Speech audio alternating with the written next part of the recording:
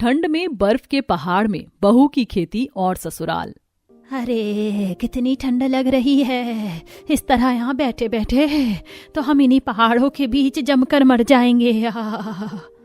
ऐसा मत बोलिए माँ जी, हम में से किसी को भी कुछ भी नहीं होगा, भगवान जी हमारे साथ है ना। लेकिन बहू, ये बर्फीली जगह है, हमारे कस्बे से 2 गुनी ठंड है यहाँ पर। अरे अगर हमने जल्दी कुछ नहीं किया तो यहाँ से हमारी अर्थी उठ कर जाएगी। श्वेता अपने सास ससुर की बात सुनकर बहुत चिंता में आ गई। वहीं उनके दोनों बच्चे भी ठंड से बेहाल हो रहे थे। सृष्टि ने उन्हें अपने पास शॉल में बिठाया हुआ था। माँ जी, मैं बाहर जाकर कुछ देखती हूँ, हो सकता है कुछ लकड़ियां मिल जाए जिन्हें जलाकर हमें ठंड से कुछ देर की राहत तो मिल ही जाएगी। लेकिन बहू, बाहर बहुत तेज बर्फीली हवा चल रही है, ऐसे में बाहर जाना बहुत खतरनाक हो सकता है। माँ जी, अब यहाँ बैठकर ठंड में इस तरह ठिठुरना भी तो ठीक नहीं है ना। भाभी, मैं भी आपके साथ चलती हूँ, आपको अकेले नहीं जाना चाहिए। अब प्रदीप और सुगंधा के राजी होने पर श्वेता सृष्टि को लेकर भगवान को याद करके गुफा से बाहर आई। दोनों बच्चे अपनी माँ और बुआ को इस तरह जाते देख घबरा रहे थे।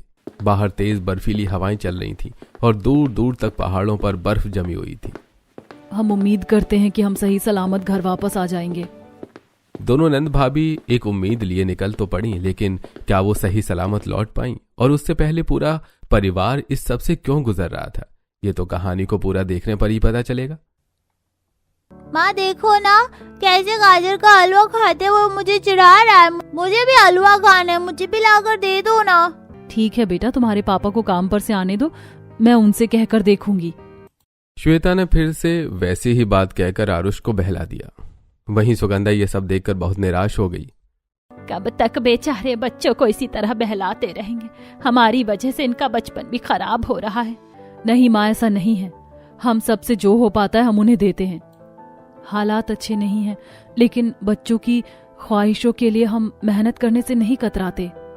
अरे सर्दी बढ़ती जा रही है, अभी तक हम किसी तरह अपने थोड़े बहुत सामान में गुजारा कर रहे थे, लेकिन आगे को भी अगर ऐसा ही रहा तो काफी दिक्कत बन जाएगी। ले देकर हमारे पास बस ये छत बची है। हर बार सर्दियों का मौसम श्वेता के ससुराल वालों के लिए एक नई चुनौती और नई परेशानियां लेकर आता। उनके पास घर जरूर था, लेकिन बंटवारे का। पिता के गुजरने के बाद प्रदीप के बड़े भाई धनराज ने बेईमानी से सारी प्रॉपर्टी अपने नाम कर ली थी। वहीं प्रदीप को रहने के लिए घर का एक छोटा सा हिस्सा दिया हुआ था, जिसमें पूरा परिवार जैसे तैसे अपना गुजारा कर रहा था। क्या कह रही हो श्वेता? तुम्हें किसी तरह बच्चों को समझाना होगा। हम रोज 2 वक्त की रोटी इंतजाम बड़ा मुश्किल से कर पाते हैं, और वैसे भी अभी तो हलवा का मौसम भी नहीं है। मैं कब तक बच्चों को बहलाते जाऊं? रोहन आए दिन उन्हें चढ़ाता है और हमारे दोनों बच्चे सिर्फ मुंह तकते रह जाते हैं। मैं तुम्हारी बात समझता हूँ श्वेता, लेकिन मैं कुछ नहीं कर सकता। जितना मैं कमा पाता हूँ उसमें या तो जरूरतें पूरी हो सकती हैं या ख्वाहिशें। श्वेता ने इसके आगे बात को बढ़ाना ठीक नहीं समझा। वहीं दोनों बच्चे इस आस में बैठे थे कि उनके पापा उनके लिए गाजर का हलवा लाए होंगे। पापा, आज तो गाजर का हलवा लाए हो ना? नहीं बेटा, अभी गाजर का हलवा नहीं बिक रहा है, अभी मौसम नहीं हुआ है। पापा रोज ऐसी बात बोलते हो, लेकिन रोहन तो रोज खाता है, उसके पापा उसके लिए रोज गाजर का हलवा लाते हैं। आप नहीं लाते, आप अच्छे पापा नहीं हो। इतना कहकर आरुष गुस्से में उमड़ता हुआ कमरे से बाहर आंगन में आकर खड़ा हो गया। वहीं उसने देखा कि रोहन कमरे में आराम से कंबल में बैठा हुआ सर्दियों की स्वादिष्ट चीजें खा रहा था। आरुष आंसू भरी आंखों से आस लिए उनके पास पहुंचा। रोहन मेरे भाई, तेरे पास तो कितना सारा खाने का सामान है, थोड़ा सा मुझे भी दे देना। अरे कैसे बेशर्मों की तरह खड़ा हुआ मांग रहा है? अगर तुझे खाना है तो अपने पापा से जाकर बोल, वो तुझे लाकर देंगे, वरना मैं मम्मी को बुला लूंगा। रोहन ने इतना कहा ही था कि तभी वहां उसकी माँ कामिनी आ गई। आरुष को दरवाजे पर खड़ा देखकर उसका खून खौल उठा। मम्मी देखो ना, आरुष मुझसे जबरदस्ती खाने का सामान मांग रहा है। हाँ, सब देख रही हूँ मैं बेटा। इसके माँ बाप की तो इतनी हैसियत है नहीं कि इसे कुछ लाकर दे दे, इसलिए मुंह उठाकर यहाँ चला आया। हालांकि आरुष ऐसी बातों को समझने के हिसाब से बहुत छोटा था, लेकिन फिर भी उसे यह सब अच्छा नहीं लग रहा था। इससे पहले आरुष वापस लौटता कामिनी ने उसका कान पकड़कर जोर से खींचा, जिस पर आरुष जोर से चिल्ला पड़ा। उसकी आवाज सुनकर सभी घर वाले बाहर आंगन में आ गए। कामिनी छोड़ो, क्या कर रही हो तुम? छोड़ो मेरे बच्चे को। कामिनी! किसी तरह श्वेता ने जैसे तैसे कामिनी से आरुष को छुड़ाया। आरुष का कान पूरी तरह लाल हो गया था और वो सुबक सुबक कर रो रहा था। क्यों मेरे बच्चे पर इतना जुल्म ढा रही हो? ऐसा क्या कर दिया इसने? तुमने अपने बच्चे को कुछ सिखाया भी है या नहीं? ये मेरे बेटे से खाने की चीजें छीन रहा था। नहीं माँ, बड़ी माँ झूठ बोल रही है। मैं सिर्फ रोहन से थोड़ा सा मांग रहा था। हद है, घर के बच्चे के लिए भी तुम्हारे मन में एक छोटी सी खाने की चीज भी नहीं छूट रही। और कौन सा घर का बच्चा देवरानी जी? हमारे घर में तो सिर्फ एक ही बच्चा है और वो है हमारा रोहन। आप किसकी बात कर रही हो? कोकिला की कड़वी बातें सुनकर सभी के कानों में जहर की तरह घुल रही थी, लेकिन अब यही बातें सुनते सुनते उन्हें एक लंबा समय हो गया था। माँ चलिए, ऐसे लोगों के मुंह लगने से कोई फायदा नहीं है। कैसे लोग अनिल? कैसे लोग? हाँ, जिन लोगों की तू बात कर रहा है उन्होंने ही तुझे इस घर में पनाह दे रखी है। अगर चाहे तो तुझे और तेरे परिवार को एक ही झटके में घर से निकाल दें। अरे तुम लोग और कर भी क्या सकते हो? किसी की दिन रात की मेहनत की कमाई पर इस तरह राज कर रहे हो जैसे ये सब सच में तुम्हारा है। कान खोल कर सुन लो, ये सब तुम्हारा नहीं है। तुमने सिर्फ बेईमानी से सब कुछ हड़प लिया है। प्रदीप का इतना कहना था कि सबका पारा हाय हो गया। उसकी इस बात को सुनकर उसका बड़ा भाई धनराज भी बाहर आ गया और आज धनराज की आंखों से अलग ही गुस्सा छलक रहा था। आज तक जो हमने तुम पर बहुत तरस खाया है, लेकिन आज तूने ऐसी बात की है प्रदीप कि अब तेरी इस बात का नुकसान तेरे पूरे परिवार को उठाना पड़ेगा। आज के आज ही घर खाली हो जाना चाहिए, वरना अंजाम अच्छा नहीं होगा। भाई साहब, ये आप क्या कह रहे हैं? ऐसे में हम कहाँ मारे मारे फिरेंगे? इस सब से हमें कोई फर्क नहीं पड़ता। यह धनराज जी का आखिरी फैसला है, इसीलिए जल्दी कीजिए। गरीब परिवार से इतनी बड़ी बात बोलने के बाद धनराज वापस कमरे में जाकर बैठ गया। वहीं उसका पूरा परिवार भी वापस अपने अपने कामों में लग गया। बेटा अनिल, हमें भी ऐसे जालिम लोगों के बीच नहीं रहना है। अब चाहे फुटपाथ पर ही क्यों ना आना पड़े, लेकिन हम यहाँ नहीं रहेंगे। जितना गुस्सा आज प्रदीप को आ रहा था उतना ही गुस्सा आज अनिल को भी आने लगा। उसने बिना एक सेकंड गवाए सामान बांधना शुरू कर दिया। पूरे परिवार के पास कोई रास्ता नहीं था। उन्होंने अपना सारा सामान लिया और वहां से निकल गए। अब ठंड में शाम के समय पूरा परिवार इधर उधर भटक रहा था। सुनिए, दिन के आगे सर्दी काफी बढ़ गई है। अगर हम इस तरह भटकेंगे तो बच्चों और माँ जी पिताजी की तबीयत खराब हो सकती है। तुम ठीक कह रही हो। इस तरह चलते रहने से कोई फायदा नहीं है। हमें कोई ठिकाना ढूंढना होगा। थोड़ा और चलने के बाद वो सब एक बाग में पहुंच गए। श्वेता, अनिल और सृष्टि तीनों ने मिलकर वहां तिरपाल बांधी और चारों तरफ से ढककर उसके अंदर बैठ गए। रात हो गई है और यहाँ उजाला करने को कुछ नहीं है। ऐसे गुप्त अंधेरे में ऐसे बाग में रहना ठीक नहीं होगा। सही कह रही है तू सृष्टि बेटा। अगर तेरे पिताजी अपने गुस्से पर थोड़ा सा कंट्रोल कर लेते तो आज हमें ये दिन ना देखना पड़ता। क्या कह रही है माँ आप? पिताजी ने जो किया ठीक किया। वहां उस नरक में हमारा एक पल पल घुटन में कट रहा था। उन लोगों ने हमारा जीना दूभर किया हुआ था। तो अब कौन सा हम किसी आलीशान महल में आ गए हैं? कम से कम वहां पर हमारे सर पर छत तो थी। माँ जी, अनिल जी, अब इस सब पर बहस करने से कोई फायदा नहीं। बेहतर होगा अगर हम सिर्फ आने वाले कल के बारे में ही सोचें। श्वेता की बात सही थी, इसलिए उसकी बात मानकर आज पहली बार पूरा परिवार बेघर होकर सिर्फ तिरपाल के नीचे ही सो गया। कल तक तो कितनी धूप निकल रही थी और आज अचानक से कितनी ठंडी हवा चलने लगी। लीजिए माँ जी, आप मेरा कंबल ले लीजिए। आज सर्दी बढ़ गई है। इस सर्दी को भी आज ही बढ़ना था। पता नहीं यह कुदरत भी हमसे किस बात के बदले ले रही है। ऐसा बर्फीली पहाड़ होने की वजह से है। यह हवा वहीं से चल रही है। आप सब यहीं रुकिए, मैं कहीं से कुछ लकड़ियां ढूंढ कर लाता हूं। इतना कहकर अनिल तिरपाल से बाहर निकला। उसने देखा कि आज सर्दी बाकी दिनों के मुकाबले बहुत ज्यादा बढ़ चुकी थी। अनिल ने सिर्फ एक पतला सा स्वेटर पहना हुआ था जिसमें से हवा आर पार हो रही थी। हे भगवान, ये अचानक ही सर्दी कैसे कहर ढाने लगी। कल तक तो फिर भी सुकून था, अब तो चलते चलते पैर भी जाम हो रहे हैं। काफी देर चलने के बाद अनिल को एक सूखा पेड़ दिखाई दिया। अनिल ने तुरंत उससे लकड़ी तोड़ी और वापस तिरपाल पर लौट गया। उसने बाहर आग जलाई और सबको वहां बैठा दिया। पापा, अभी भी बहुत ठंड लग रही है। मैं समझता हूँ बेटा, लेकिन हम तिरपाल के अंदर आग नहीं जला सकते और बाहर खुले में बहुत तेज हवा चल रही है, इसलिए आग जलाने पर भी ठंड लग रही है। अरे क्या फायदा ऐसी आग का जो सिर्फ आगे से बदन को सेके और पीछे से वही ठंडी हवा लगती रहे। मुझे पता है श्वेता, लेकिन अब तो हमें इसी तरह गुजारा करना होगा। अब कुछ दिन पूरा परिवार इसी तरह उस तिरपाल में रहा, लेकिन मौसम को यह गवारा नहीं था। बढ़ती ठंड और तेज हवा अब उन्हें वहां से भी निकलने पर मजबूर कर रही थी। भाभी, पूरी तिरपाल हवा से उड़ी जा रही है। कितनी तेज हवा है, ऐसे तो हम सब यहीं जम जाएंगे। हाँ सृष्टि, अगर हम ठंडे इलाके में ना होते तो इतनी सर्दी का सामना नहीं करना पड़ता। अब यहाँ गुजारा नहीं होगा, हमें कोई और जगह ढूंढनी पड़ेगी। अब मजबूरी में पूरे परिवार को अपना सामान लेकर फिर से निकलना पड़ गया। पूरा परिवार फिर से भटकने लगा। वहीं कुछ लोगों को यह सब मजाक लग रहा था। देखा, बुरे काम का बुरा नतीजा। जिनके घर में रह रहे थे उन्हीं से बदतमीजी कर रहे थे, अब आ गए ना सड़क पे। ठीक कह रही है माँ जी, एक तो किसी और के घर में डेरा जमाए हुए थे, ऊपर से उन्हीं को सुना रहे थे। बिल्कुल सही हुआ इनके साथ, गरीब कहेंगे। खुद तो कुछ कर नहीं सकते और जो लोग करते हैं वो इन्हें हजम नहीं होते। पड़ोस की ऐसी कड़वी बातें सुनकर गरीब परिवार वाले दुख का घूंट भरकर वहां से निकले। अब ऐसी बातों से बचने की वजह से बसावट के इलाके से निकलना पड़ा, जिसकी वजह से वो अब खाली रास्ते पर आ गए। अरे अब यहाँ से हम कहाँ जाएंगे? हवा तो बदन में पार हो रही है, हमें जल्दी ही कोई जगह ढूंढनी होगी। अनिल और बहू दोनों बच्चों को कंबल में ही लपेटे रखना। माँ, हम बुआ के घर चलें क्या? अगर बुआ को पता चल गया तो वो खुद हमें ढूंढती हुई यहाँ पहुँचेंगी। अरे बिल्कुल नहीं, कोई भी सुमेधा को इस बारे में नहीं बताएगा। मैं नहीं चाहता कि मेरी बहन इस सब में फंसे। हजी आज नहीं तो कल उन्हें पता चल ही जाएगा, भले वो यहाँ से बहुत दूर रहती हैं।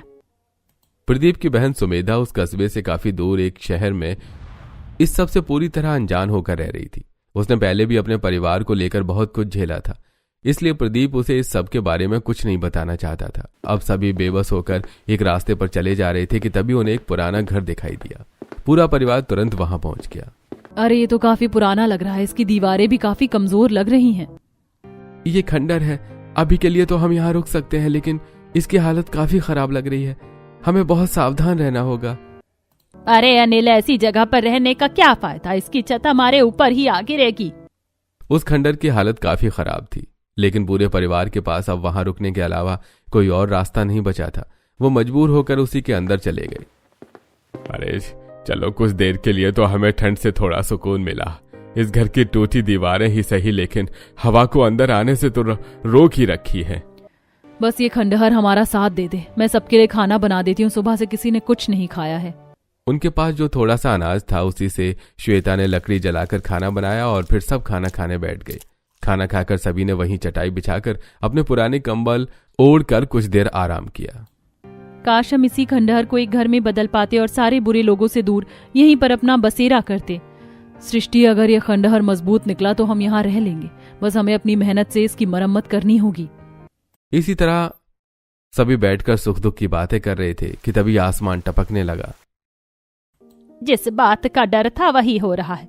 आज सुबह से ही आसमान में बादल छाए हुए हैं, बरसने की कगार पर आ चुके हैं। बारिश में हम इस खंडर में नहीं रुक सकते। ये खंडर पहले से ही काफी टूटा हुआ है और आसमान को देखकर ऐसा नहीं लग रहा है कि बारिश नहीं आएगी। लेकिन बारिश में हम बाहर भी तो नहीं जा सकते हैं ना। अब हम क्या करें? हमें अभी निकलना होगा। जल्दी सामान उठाओ और चलो, इससे पहले कि बारिश शुरू हो जाए। श्वेता, अनिल और सृष्टि ने जल्दी जल्दी सामान को दोबारा बांधना शुरू किया। कुछ ही देर में आसमान से बारिश होने की बजाय बर्फ पड़ने लगी और हवा की रफ्तार दोगुनी हो गई। अरे बाकी सामान यहीं छोड़ दो, वरना हम इस घर के नीचे दबकर मर जाएंगे। अनिल के इतना बोलते ही पूरा परिवार उस खंडर से बाहर तेज बर्फीली हवा में आ खड़ा हुआ। उसी पल में वो खंडर भी हवा के झोंके न झेल पाने की वजह से गिर पड़ा, जिसके नीचे उनका सारा सामान दब गया। हे भगवान, हमें तो एक पल को सुकून मिलना भी गवारा नहीं हो रहा। कुछ तो रहम कर।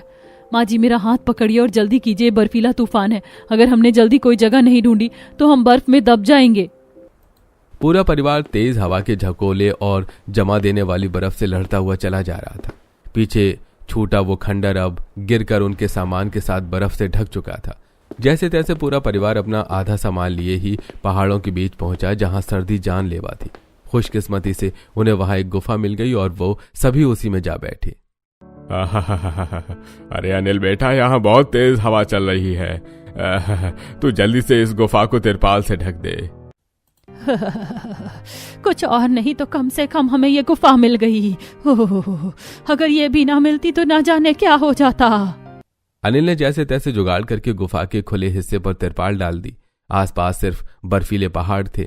आसमान से सिर्फ बर्फ बरस रही थी और ऐसे में बेबस गरीब परिवार एक पहाड़ की गुफा में बैठा हुआ था। इस बात को कोई नहीं जानता था। हमारा आधा सामान उस खंडहर के नीचे दब गया। अब यही बचा है, 2 कंबल, 2 तिरपाल और ये कुछ बर्तन। भाभी, इस एक बची हुई तिरपाल को बिछाकर हम इसी पर बैठ जाते हैं और ये कंबल बच्चों और माँ पिताजी को दे देते हैं। अब जब तक ये तूफान नहीं रुकता तब तक हमें ऐसे ही गुजारा करना होगा। श्वेता को भी ये बात ठीक लगी और उसने जल्दी से दोनों कंबल बच्चों और अपने सास ससुर को उड़ा दिए। वहीं श्वेता, सृष्टि और अनिल तीनों ठंड में बैठे हुए ठिठुर रहे थे। अरे ये तूफान तो रुकने का नाम ही नहीं ले रहा। अब तो हमारे पास खाने को भी कुछ नहीं है। ऐसे में क्या हम अपने बच्चों को भूखा सुलाएंगे? हे भगवान जी, थोड़ी तो दया करो। क्यों हमें इतनी बड़ी मुसीबत में ला कर डाल दिया? आज कितने दिन हो गए और एक पल को चैन नहीं मिला। रोइए मत भाभी, आप तो हमारे घर की सबसे बहादुर सदस्य हैं। अगर आप नहीं होती तो हम तो कब की हार मान चुके होते। आपने ही हमें ऐसी मुसीबतों से लड़ना सिखाया है। इस तरह दिल छोटा मत कीजिए। सृष्टि ने श्वेता को समझाकर बुझाकर थोड़ा सा चुप किया। वहीं अनिल ने देखा कि अब हवा पहले से काफी धीमी हो चुकी थी। यही समय है, सब ध्यान से सुनो। अब हवा थोड़ी शांत है। मैं कुछ खाने के लिए लेने जा रहा हूँ। कोई भी यहाँ से हिलना मत। अपना ध्यान रखना, बहुत सावधानी से जाना और जल्दी वापस आना। अनिल बेटा, बाहर बहुत ठंड है, तू एक ये कंबल ओढ़ कर जा, हम एक से ही काम चला लेंगे। अनिल के मना करने पर भी उसके परिवार वालों ने उसे कंबल ओढ़ा दिया। उसके बाद अनिल खाने की तलाश में निकल गया। अनिल को निकले हुए अभी 10-15 मिनट ही हुए थे कि हवा फिर से तेज हो गई। हे भगवान, हवा तो फिर से तेज हो रही है। ठंड के मारे शरीर जमा जा रहा है, लेकिन इस हवा को हम पर तरस नहीं आ रहा। अरे कितनी ठंड लग रही है। इस तरह यहाँ बैठे बैठे तो हम इन्हीं पहाड़ों के बीच जमकर मर जाएंगे। ऐसा मत बोलिए माँ जी, हम में से किसी को भी कुछ भी नहीं होगा। भगवान जी हमारे साथ है ना। लेकिन बहू, यह बर्फीली जगह है। हमारे कस्बे से 2 गुनी ठंड है यहाँ पर। अगर हमने जल्दी कुछ नहीं किया तो यहाँ से हमारी अर्थी ही उठ कर जाएगी। श्वेता अपने सास ससुर की बात सुनकर बहुत चिंता में आ गई। वहीं उसके दोनों बच्चे भी ठंड से बेहाल हो रहे थे। उनकी नंद सृष्टि ने उन्हें अपने पास शॉल में बिठाया हुआ था। माँ जी, मैं बाहर जाकर कुछ देखती हूँ। हो सकता है कुछ लकड़ियां मिल जाएं, जिन्हें जलाकर हमें ठंड से कुछ देर को राहत तो मिल जाएगी। लेकिन बहू, बाहर बहुत तेज बर्फीली हवा चल रही है। ऐसे में बाहर जाना बहुत खतरनाक हो सकता है।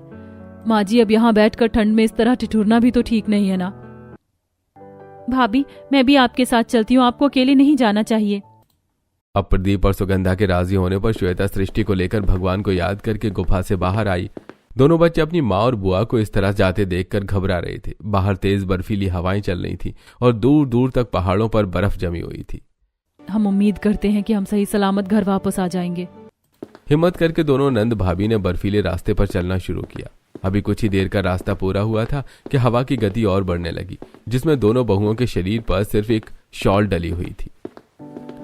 भाभी, मेरे पैर सुन्न हो रहे हैं। मुझे लगता है हमें वापस चले जाना चाहिए। सृष्टि, अब इतना लंबा रास्ता चलने के बाद खाली हाथ जाने से कोई फायदा नहीं। हमें जल्दी ही कोई पेड़ मिल जाएगा। पेड़ तो नहीं मिला, लेकिन उसी रास्ते में उन्होंने एक कपड़े का गट्ठर पाया, जिसमें काफी सारी लकड़ियां और मिट्टी का तेल, माचिस जैसी चीजें थी।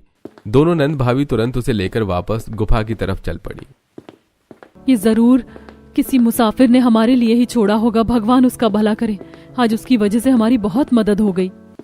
जैसे तैसे बर्फ से तूफान से लड़ते हुए वो दोनों उस लकड़ी के गट्ठर को लेकर वापस से गुफा में पहुंच गईं। श्वेता ने बिना देर किए उनसे आग जलाई और फिर सभी ने उसके चारों ओर बैठकर हाथ सेके। वहीं अनिल भी थोड़ा बहुत खाने का सामान लेकर वापस लौट आया। अरे वाह, अब तो हम इसी पर खाना भी बना सकते हैं।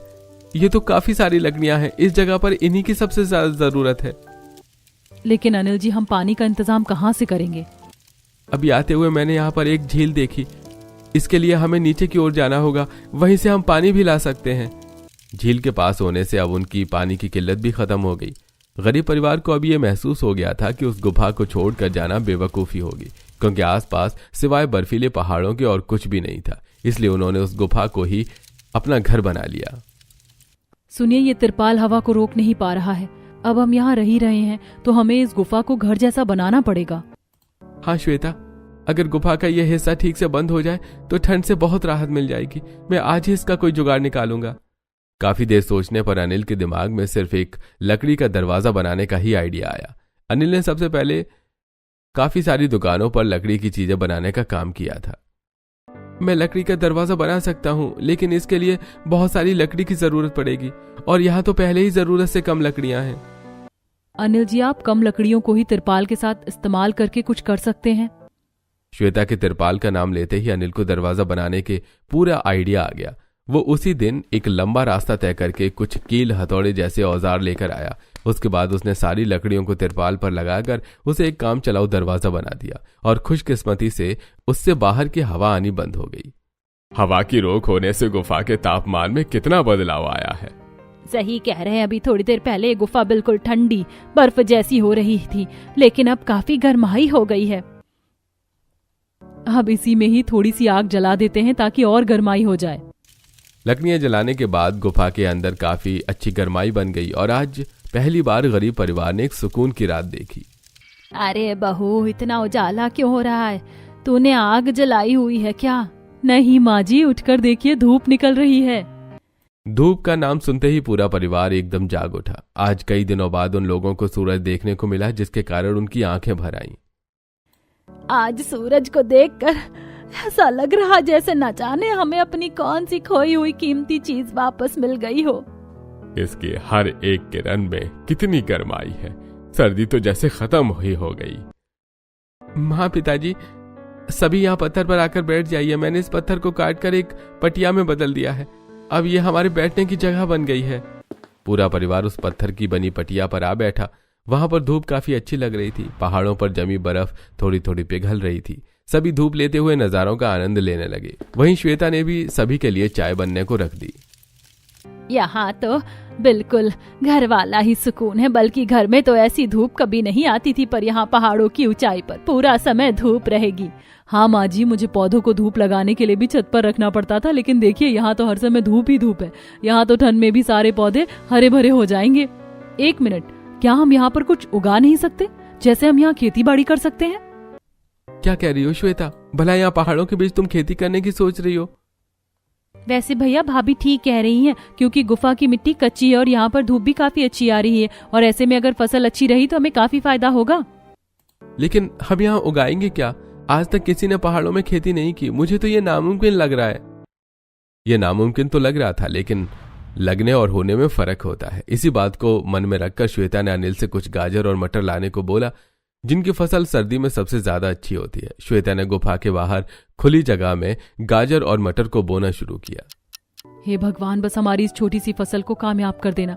अगर ये चल गई तो इससे हमें बहुत फायदा होगा। हाँ भगवान जी, अभी तक हमने बहुत दुख उठाए हैं, अब हमें उस बुरे समय का एक अच्छा परिणाम देना।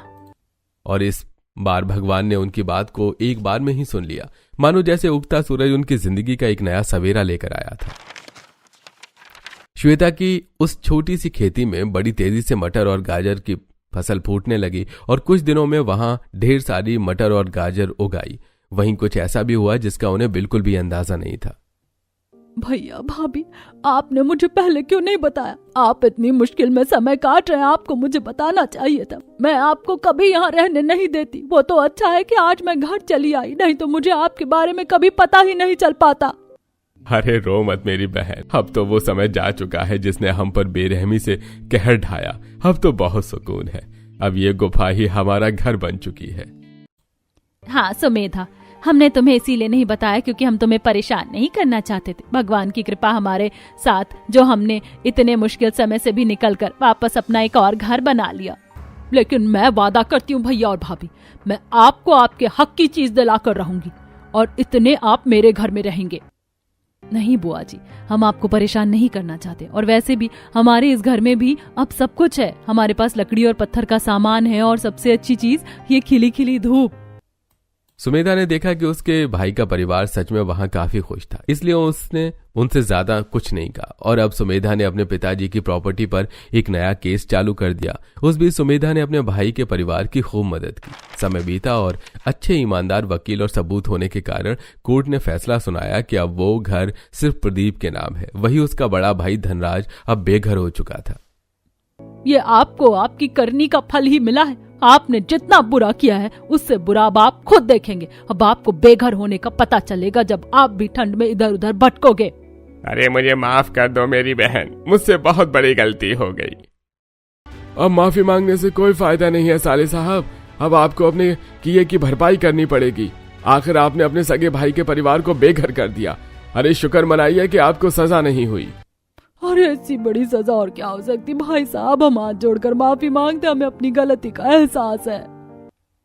धनराज के बार बार माफी मांगने पर भी सुमेधा और उसके पति अरविंद पर कोई असर नहीं पड़ रहा था, लेकिन पीछे खड़े उसके भाई जिसको उसने घर से निकाला था उसकी आंखों में अभी भी अपने बड़े भाई के लिए हमदर्दी छलक रही थी। ठीक है भैया, अगर आपको अपने किए पर पछतावा है तो हम भी नहीं चाहते कि आप हमारी तरह बेघर हो जाएं। आप हमारे साथ रह सकते हैं। धनराज के परिवार को अपने कानों पर ही यकीन नहीं था कि जिस परिवार को वो सताते आ रहे थे आज वही परिवार उन्हें मुश्किल समय में पनाह दे रहा था। इस पर धनराज ने प्रदीप के पैरों में गिरकर रोना शुरू कर दिया। प्रदीप ने उसे संभाला और वापस उसी घर में ले गया। अब धनराज का परिवार प्रदीप के परिवार का बड़ा एहसान मानता और कभी कभी पूरा परिवार उनके गुफा वाले घर में जाकर भी एक अच्छा समय बिताया करता।